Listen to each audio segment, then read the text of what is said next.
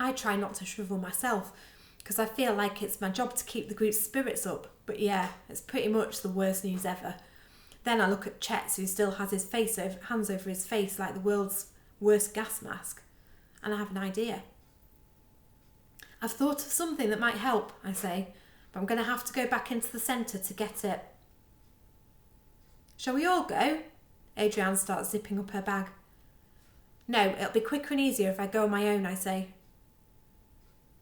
You said yourself that nobody should be alone, Katya calls down through the leaves. At least take one person with you. Seriously, I've got this. I don't need anyone to come with me. No way, says Mac. It's not happening. Deal with it. I'm annoyed because this is something I really don't want anyone else to be involved in, but I can't argue with my own rules. Chet's is yawning his head off, and I feel like if I don't get him moving, he's just going to fall asleep. Besides, out of everyone, he's the person I trust the most. Come on, Chet's, we're going, I say.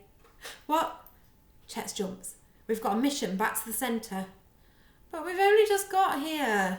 I know, mate, but this is important. It might mean we can finally get some sleep.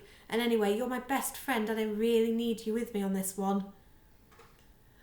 Just let me have a drink of water, he says. I knew he wouldn't be able to argue with the best friend card. In 2 minutes, we're walking back down the hill, leaving the other three to keep watch and examine Dale's life-saving notes. My legs are screaming at me to stop, but I chew on some gum and do my best to ignore them. Chet's and Lance on an epic adventure, I say, to cheer Chet's up. The tiredness is bringing out everyone's grumpy side. We'll have loads of adventures together at Bing, Chet says. I don't know what to say. I know I'm never going to Bing. My grades are average at best. I have a bad attendance record. I have trouble concentrating. Hosh had a black mark against my name long before the whole trapping Trent in the toilet incident. Chet has this blind faith in me because I saved him from that wasp and basically stopped him from getting picked on through the whole of school. He just doesn't want to see the truth. Let's get through this first and then we'll talk about Bing. Why? Do you think we're going to die? Or get turned into bug eyes? I'm not saying that. I just feel like we need to focus our efforts on the task ahead of us. That sounds convincing, right? What is it we're going back into that hole for anyway? It's a long story, I say. So you won't tell me? I can tell I've hurt his feelings. He thinks I tell him everything. Sometimes I get tired of being the responsible adult. It can be such a baby. Give me a break, will you? He sniffs and I could just imagine the look in his chocolatey eyes, like a toddler who's just had his cuddly bunny taken away. I can't deal with this now. We have to get into the centre and we have to get this done. We walk in silence and I'm pretty sure he's feeling as horrible as I am. It's only 8 a.m. and the sun is burning my skin. I think my freckles have doubled in number since we got here. Usually when you're in the woods, the air is full of that damp, mouldy leaf smell, the smell of dark green. But the woods right now, they smell the same as everything else, dry, crumbly and dead. We're getting close to the centre and I can hear something that sounds totally out of place. What the hell is that? I say. Pachelbel's cannon, says Chet. Say what now? It's a piece of music, like classical music. My mum loves it. She finds it very relaxing. Now that makes sense, I say. Hosh is trying to get them to fall asleep. She's probably made them have some hot chocolate and is handing out fluffy slippers too. I want to go home. He sounds so sad that I stop being annoyed with him and want to give him a hug. Tomorrow, Chet. We'll be going home tomorrow. I wonder how that feels, to be homesick.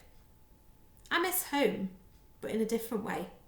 I feel guilty that I'm not there, and guilty that I'm kind of happy to not be there, even with the alien invasion and everything. It only seems 5 minutes since we left base camp. We should call it base camp, right? But we're already at the tree line. We crouch behind some tall ferny stuff. Right, I say, I'm thinking they're going to be concentrating on the others in the dining hall. They'll have found them by now, and judging by the calming tunes, I'd say they're trying to get them to crack. That's bad. It is for them, but it's good for us. It means we have a better chance of getting in and out undetected. Then I have a sudden realisation, like a kick in the boys' bits. How are we going to get in? None of the doors are propped open and the main entrance is locked. Chet's does this little smile. It's the first smile I've seen from him since we got here. What? I say. When I access the security system, I set all the doors to unlock, he says. We can get in any of them without any trouble. Chet! I punch him gently on the arm. You're a legend. We go for the door that's furthest away from the dining hall. The good thing about the music is that it covers any noises we make. The bad thing is that we won't be able to hear if someone is coming. So we go carefully, stopping to check ahead and behind whenever we reach a door or a junction. Now that we're in danger again, the desperate need to sleep eases a little. Not completely though.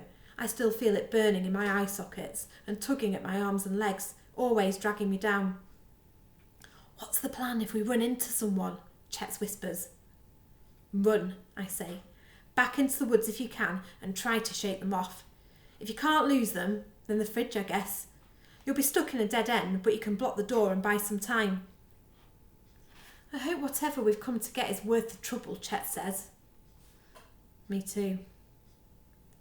Montmorency pupils. Hosh's voice oozes through the tannoy speakers like toxic slime. I hope you are finding the music soothing. I know you're tired.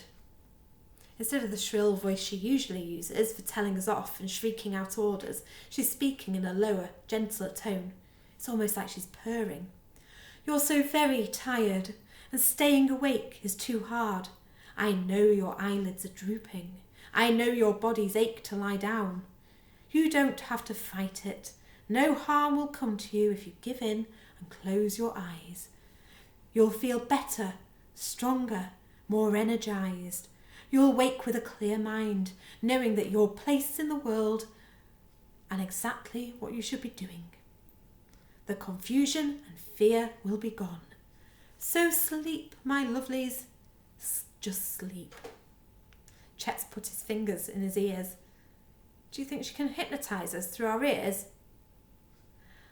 And for those of you who choose to fight, she says, some of that familiar sharpness coming back into her voice, know this, your efforts will be futile. The hive is stronger than you. You will fail. We have other ways of making you sleep. The music comes back on, the same tune, over and over again. It's enough to make anyone slip into a coma. What other ways, Lance? What's she talking about? I don't know, Chet, I say, but let's hurry because I don't want to find out. We've reached the sleeping area. Chet keeps lookout at the top of the stairs down to my room while I go in and grab what I need from where it's hidden under my bed. It's heavy, so it'll slow us down on the way back, but I think it's worth the risk. I put it in the empty backpack I brought with me and heave the straps over both shoulders. I can do this. Chet nods the all clear, so I jog up the stairs and we make our way back down the corridor. The music seems louder than before. It fills my head and hums through my body and makes our journey towards the exit feel like a sinister dream sequence. I start to zone out and for a moment I wonder if I've actually fallen asleep and that none of this is happening. That is, until we turn into a corridor and see Hosh standing at the other end.